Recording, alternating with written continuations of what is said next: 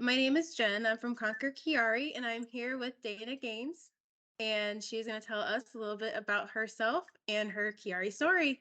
My Chiari story started the way most do, I would imagine, just the blinding headaches. And I started getting those when I was in elementary school. And we went around and around, my parents and I, by the time I was in high school. I think my senior year, I may have spent more time out of school than I did in because the headaches were so bad. And I was going through physical therapy and I was getting shots, and they were just trying anything and everything. And then at the end of all of that, for the next couple of years, when I would try to do something myself through adulthood, I would always get it's in your head. I want to say by 2000, it was 2004.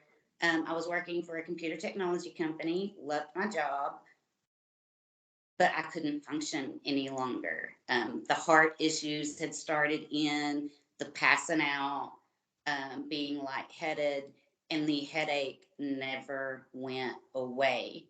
I was watching a episode of Mystery Diagnosis on the Discovery Channel, and when they showed the MRI in the report, I was like, wait a minute. And of course, mine were right beside me because I'm going to the doctors. I'm having imaging all the time. I had it memorized.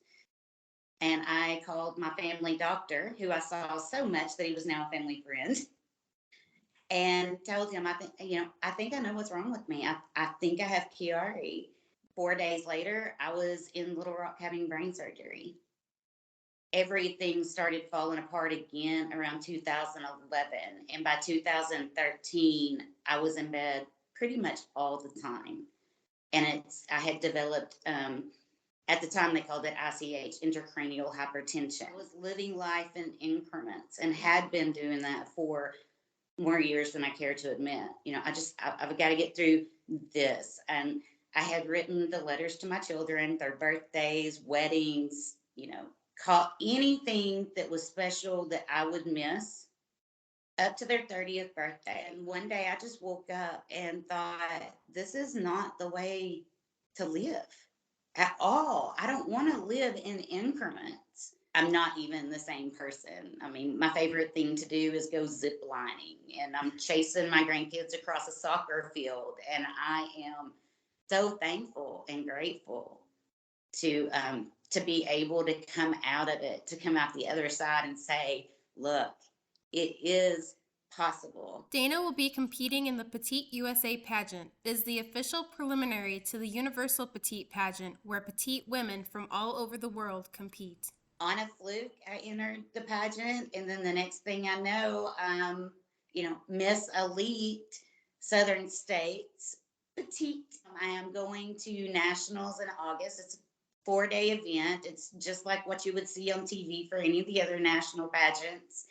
I am just so honored and excited that I get to bring focus to Conquer Chiari, and that y'all allowed me to use that as, my foundation to go with the platform, because I'm so passionate about people knowing what Chiari is. We've made some amazing strides, but we're still nowhere near where we need to be as far as awareness, education, and of course, research dollars. Dana believes in the Chiari community wholeheartedly and urges other Chiarians to find those who understand and honor who they are, wherever they may be in their journey.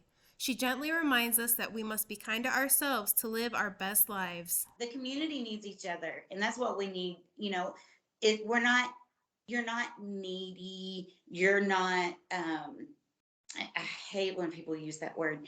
Well, needy. It is not needy to have a team around you, to have a community around you, and to have people that you can talk to that understand. You're allowed to take a breather. You're allowed to be sick.